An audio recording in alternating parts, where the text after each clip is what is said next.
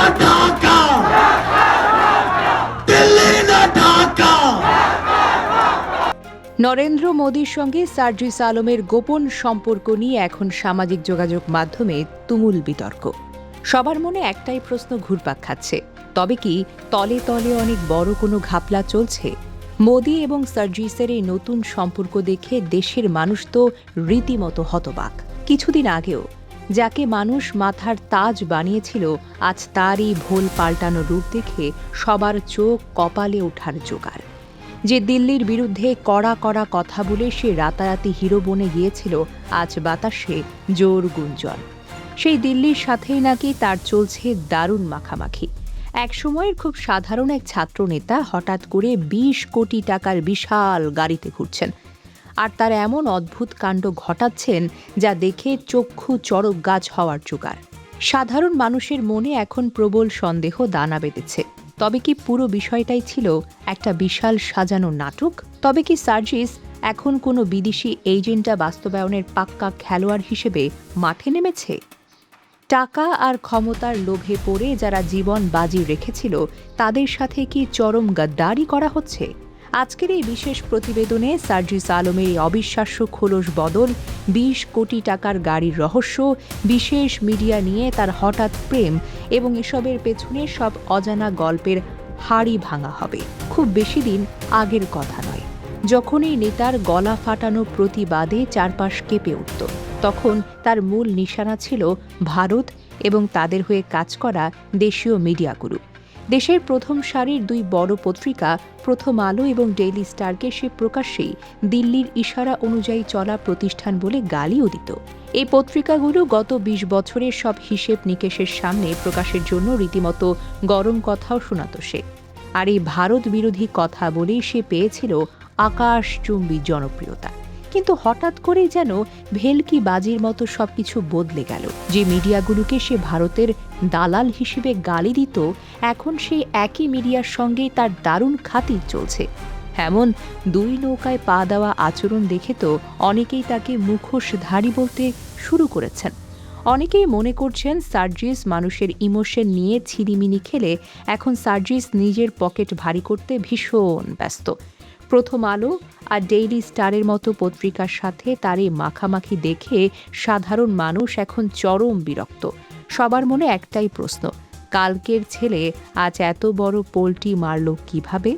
সম্প্রতি দেশের আলোচিত ইংরেজি পত্রিকা ডেইলি স্টারের অফিসে বেশ রাজকীয় কায়দায় হাজির হয় সার্জিস। সেই সফরের ছবি আবার বেশ ঘটা করে ফেসবুকে পোস্টও করে, আর এতেই যেন বারুদে আগুন পড়েছে। সাধারণ মানুষ তার এই কর্মকাণ্ডে তেলে বেগুনে জ্বলে উঠেছে। কমেন্ট বক্সে রীতিমতো সমালোচনার ঝড় বইছে। অনেকেই ক্ষোভ উগরে দিয়ে বলেছেন, এই নেতা আসলে একটা আস্ত গিরগিটি, যে সুযোগ বুঝে নিজের রং পাল্টায়। নেটিজেনরা সোজা সাপটা জানিয়ে দিয়েছেন দিল্লির সুবিধা নিতেই নাকি এমন প্রেম প্রেম খেলা চলছে।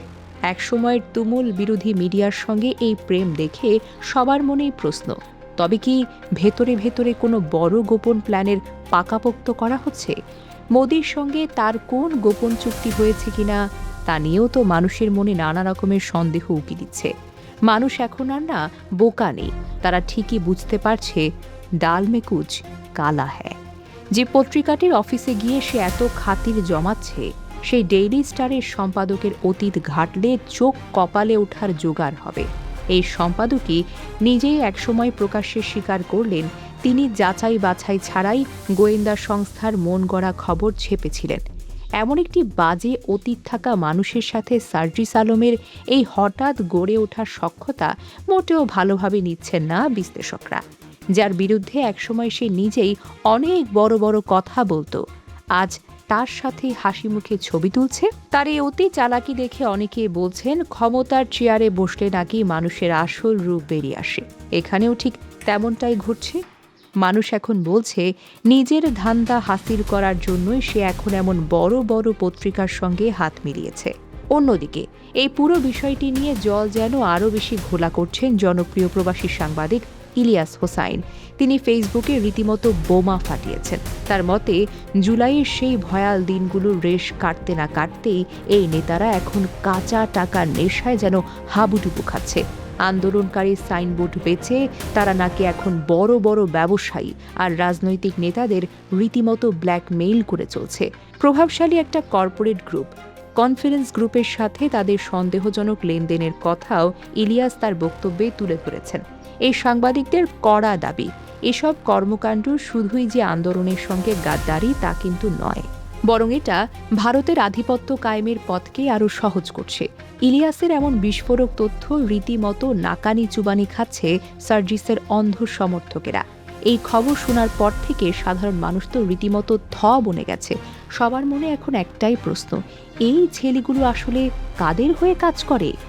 তবে সবচেয়ে বড় চমক হয়ে দাঁড়িয়েছে সার্জিস আলমের বর্তমান রাজকীয় জীবনযাপন। যেই ছেলে কিছুদিন আগেও সাধারণ জীবন কাটাতো, সে এখন নাকি ২০ কোটি টাকা দামের বিলাসবহুল গাড়িতে ঘুরে বেড়ায়। এত টাকা কোথা থেকে এলো? সেই প্রশ্নে সে অত্যন্ত কনফিডেন্সের সঙ্গে দাবি করছে এগুলো নাকি তার বাপদাদার রেখে যাওয়া অগাধ সম্পত্তি। কিন্তু এলাকার মানুষ এই কথায় রীতিমতো হাসাহাসি করছে। স্থানীয়দের মতে এটা একটা ডাহা মিথ্যা কথা। হঠাৎ করে আঙুল ফুলে কলাগাছ হওয়ার এই স্বপ্ন রীতিমতো হতবাক করছে সাধারণ মানুষকে। ক্ষমতার কাছাকাছি গিয়ে রাতারাতি পকেট ভারী করার এই রমরমা কারবার দেখে অনেকেই তো হতবাক।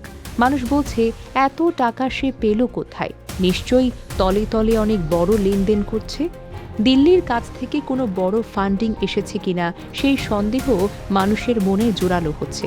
এদিকে নতুন সরকার আসার পর থেকেই এই নেতাদের বেপরোয়া আচরণের নানা খবর বাতাসে ভাসে। তারা নাকি এখন কাউকে গুনাতেই ধরে না। খোদ সার্জিস আলম নিজেই এক বক্তব্যে বড় গলায় স্বীকার করলেন, তাদের যা মন চাইছে তারা নাকি সেটাই করছে। সচিবালয়ে ঢুকে পড়ে শুরু করে স্থানীয় মন্ত্রীদের সঙ্গে যাচ্ছে তাই আচরণ, কিছুই নাকি বাদ যায় না। ক্ষমতার দম্ভে তারা যেন অথই জল থেকে সোজা আকাশে উঠতে শুরু করছে। এমন অহংকারী আর বেপরোয়া কথাবার্তা প্রমাণ করে তারা এখন নিজেদের সবকিছুর ঊর্ধ্বে ভাবতে শুরু করছে। মানুষ এখন বলছে, এদের হাতে ক্ষমতা দেওয়াটাই তো একটা বড় ভুল হয়েছে। এরা এখন নিজেদের রাজা মনে করতে শুরু করেছেন এবং সাধারণ মানুষকে প্রজা ভাবছে।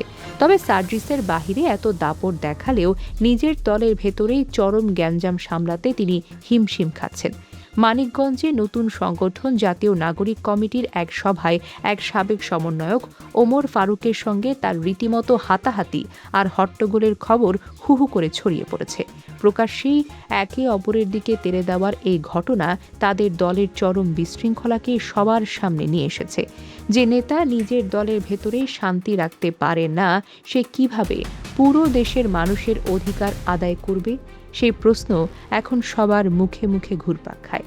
দলের ভেতরে এখন মারামারি এমন পর্যায়ে চলে গেছে, মানুষ রীতিমতো হাসাহাসি করে।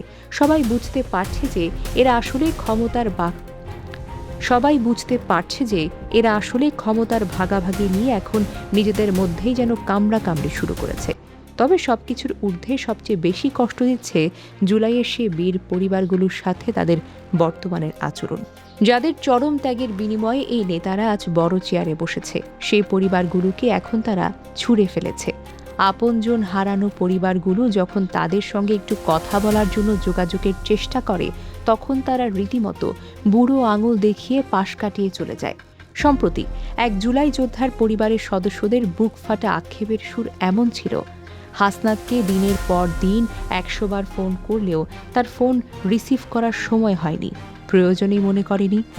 এই চরম অবহেলা দেখে অনেকে বলছেন, যাদের কারণে আজ তারা বড় নেতা, তাদের মুখে এভাবেই নির্মমভাবে ঝামা ঘষে দিচ্ছে।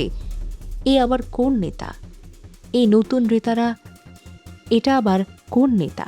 এই নতুন নেতারা এমন কেন?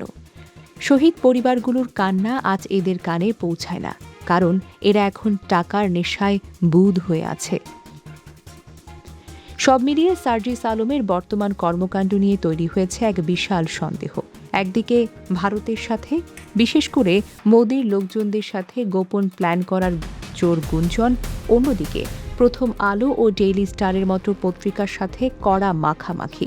সার্জিসের সম্পদের পাহাড় গড়া আর সাধারণ মানুষের ইমোশন নিয়ে খেলা করা, সবকিছুই এখন এক সুতোয় গাঁথা বলে মনে করছেন সাধারণ মানুষ।